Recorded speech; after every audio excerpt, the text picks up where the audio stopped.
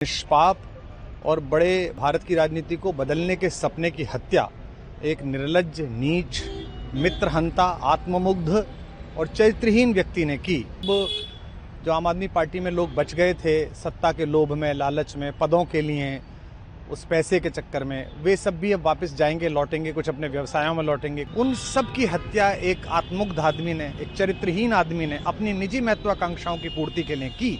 उसको दंड मिला, ईश्वरीय विधान से दंड मिला। सबसे पहले तो भारतीय जनता पार्टी के लोगों को जीत मिली है, उन्हें बधाई, और आशा करता हूं कि जो जनादेश दिल्ली की जनता ने उन्हें दिया है उसकी वो प्रतिपूर्ति करेंगे।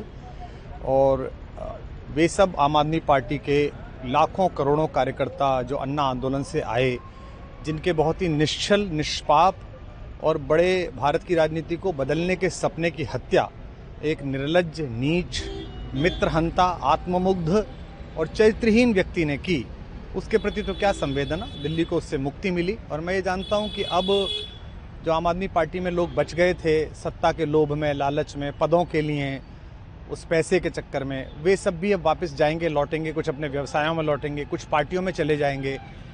और पतन यहाँ से प्रारंभ हुआ है उन लोगों का। मेरे लिए कोई प्रसन्नता का और दुख का विषय नहीं है, मैं बीच में खड़ा हूँ। प्रसन्नता इस बात की है कि करोड़ों लोगों ने आशा लगाई थी, करोड़ों लोग अपनी नौकरियां छोड़ के आए थे, व्यवसाय छोड़ के आए थे, दुश्मनियां ली थी लोगों ने। उन सब की हत्या एक आत्ममुग्ध आदमी ने, एक चरित्रहीन आदमी ने अपनी निजी महत्वाकांक्षाओं की पूर्ति के लिए की। उसको दंड मिला, ईश्वरीय विधान से दंड मिला।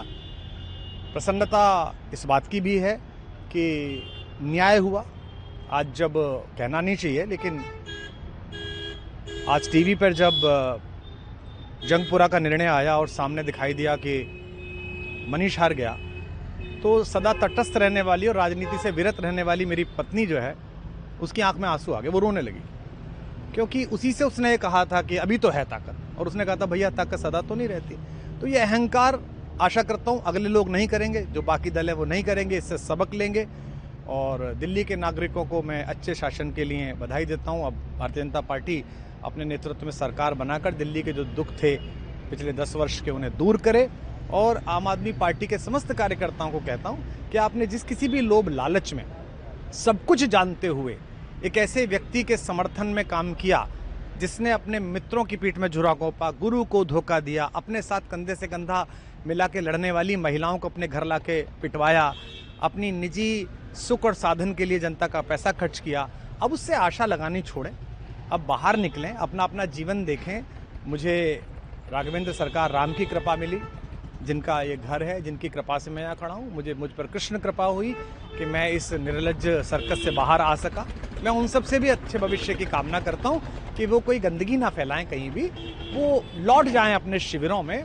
जिस तरह माधव को, कृष्ण को दूत देख कर भी भरी सभा में अट्टहास करने वाला दुर्योधन जो ये कहता था सुचिग्रम नैव दास्यामि बिना युद्धे न केशवः, बिना युद्ध के 5 गांव भी नहीं दूंगा, आज वो अपनी सीटों के लिए तरस रहा है।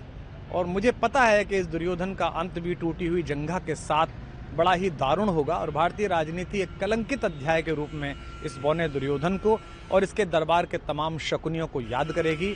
मैं उनकी मुक्ति की कामना करता हूं कि ईश्वर उन्हें इस दुख से बाहर निकाले, और समस्त लोगों को बधाई देता हूं कि चलिए अंततः न्याय हुआ।